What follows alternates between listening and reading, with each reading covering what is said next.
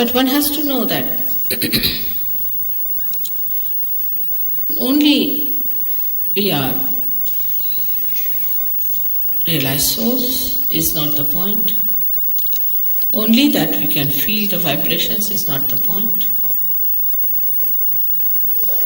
That we can give realizations to others is also not the point. Then what is it? Very important is the content within us. What do we have within us is the point. These are all the expressions of what we have within. Supposing somebody is generous, then know that he is a rich man. Otherwise he cannot be. So the content within us, we have to see. And when we start seeing the content,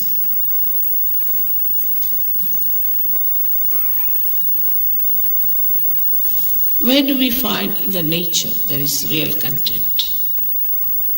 We say the sea. Sea is there, sea full of water. So much of water it sucks in from everywhere. And then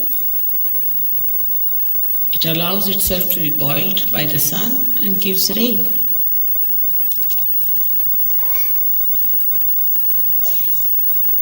But sea is the lowest level.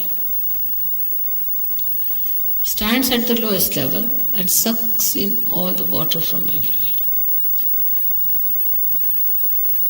In the same way, a Sahajogi must know that to be really achieving more content, we have to be not at a higher level outside. It said in the Bible you have to be meek, but I think it was not explained to people. Only the strong people can be meek. Secure people can be meek. Only the rich, in essence, can be meek. Not the people who are insecure. Because they are insecure, how can they be meek? And not the people who we think are rich, so-called.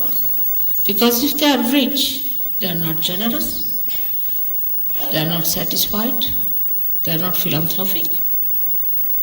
So they are not rich, they are still greedy beggars.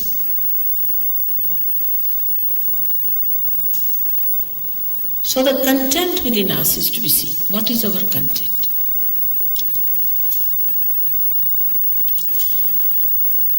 You love me, I love you. It's very good. But when you love me, you have to know that there are certain qualities which are very lovable in a Sahajogi. Actually, people get lost even after Sahajoga. They think they can get over everything, are perfectly all right, and they are thrown overboard.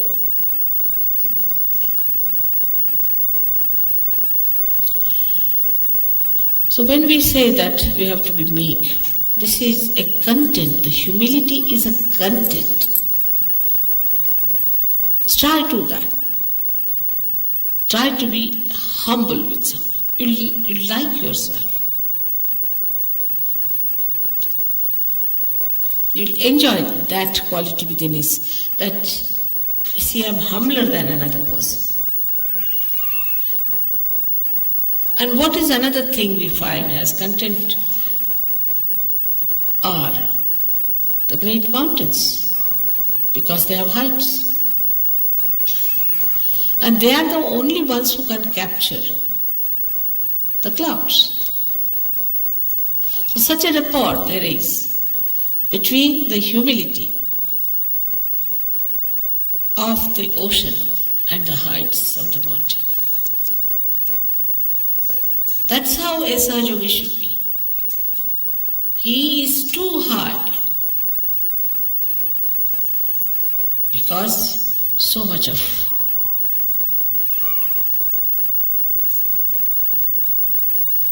content is there in that ocean. Then it has become beautiful, like clouds. And touched his height, his Kailasha, where resides the Shiva. So it's so joy-giving. Of course, as you have painted me there, it's true, that was my situation once upon a time. Today also it is my situation, no doubt, in a very subtle manner, because there's so much of negativity. And I have to work it out on all kinds of levels.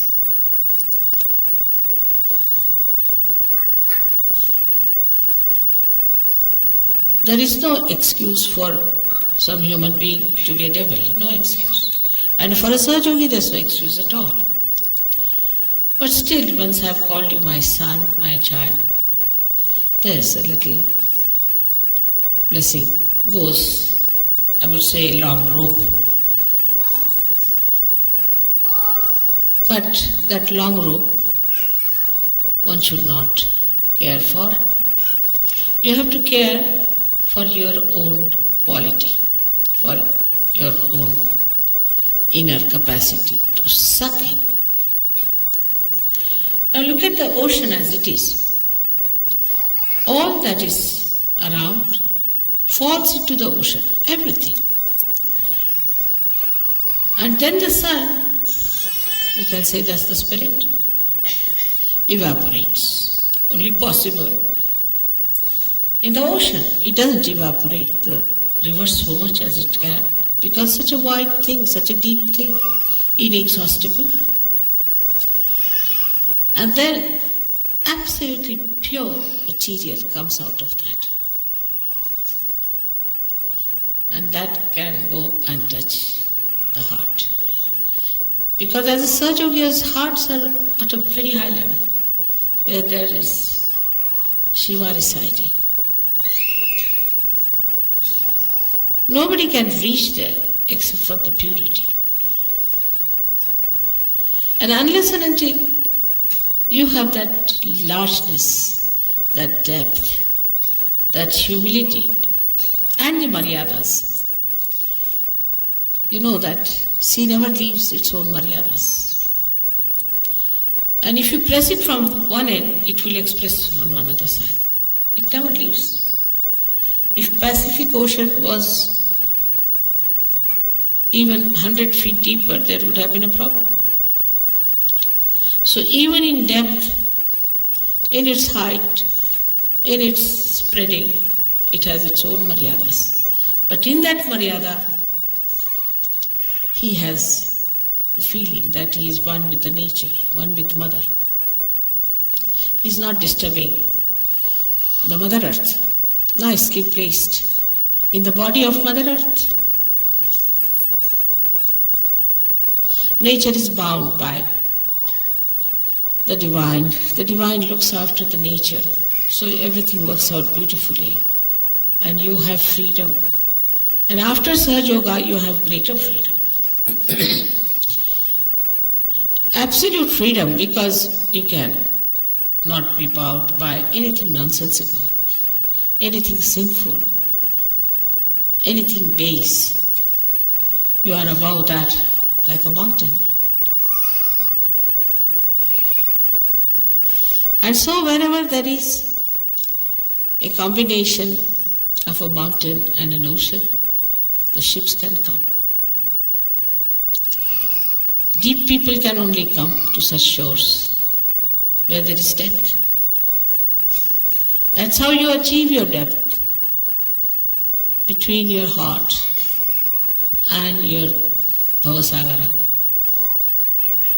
That beautiful area where people can come to you and just they know this is something great.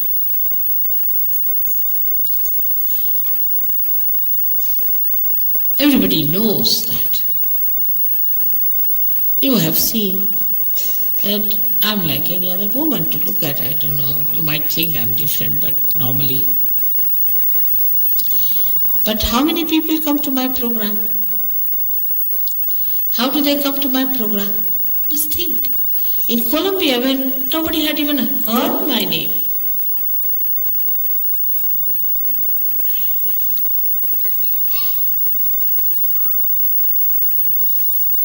thousands came, very surprising. And people had no place to sit. In Russia, where, no question of they knowing my name, there are no books published, nothing.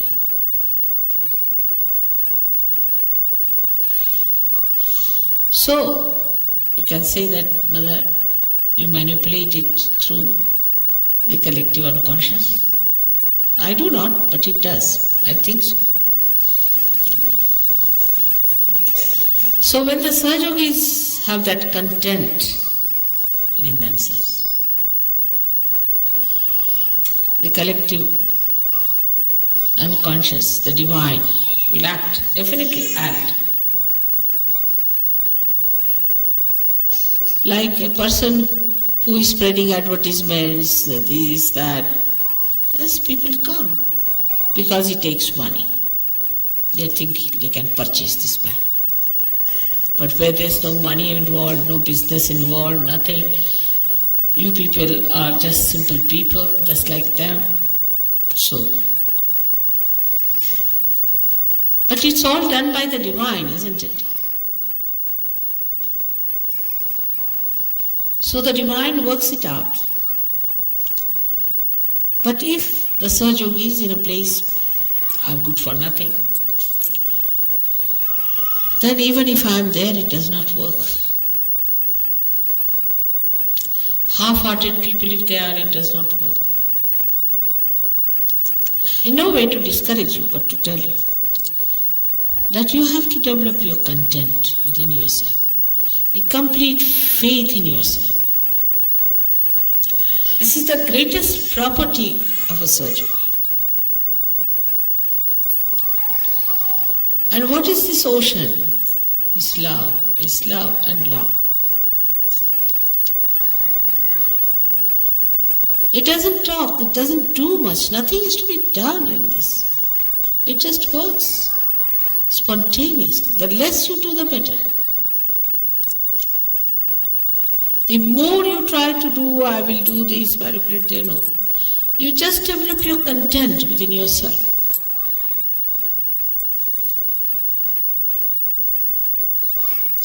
And imagine you are also lucky. You have so many provisions which nobody had. They had to go into jungles, they had to take all the wrath of their gurus and nobody to protect them. And they never had Adi Shakti to worship.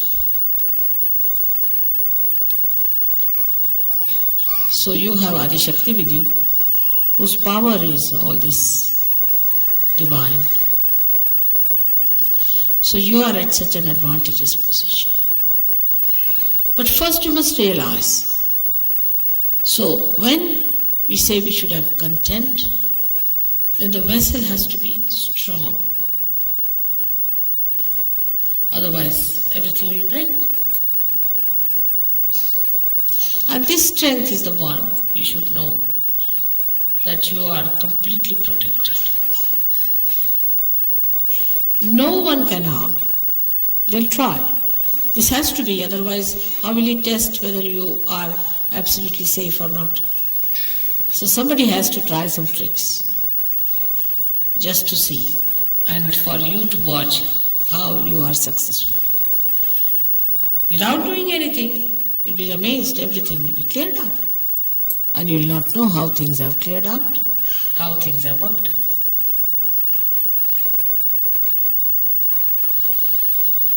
So the strength comes, again the question is how the strength comes into a Sahaja. There I would say in the Shraddha. Shraddha is not blind faith. After Sahajoga, after realization, you know everything. You've seen my photographs.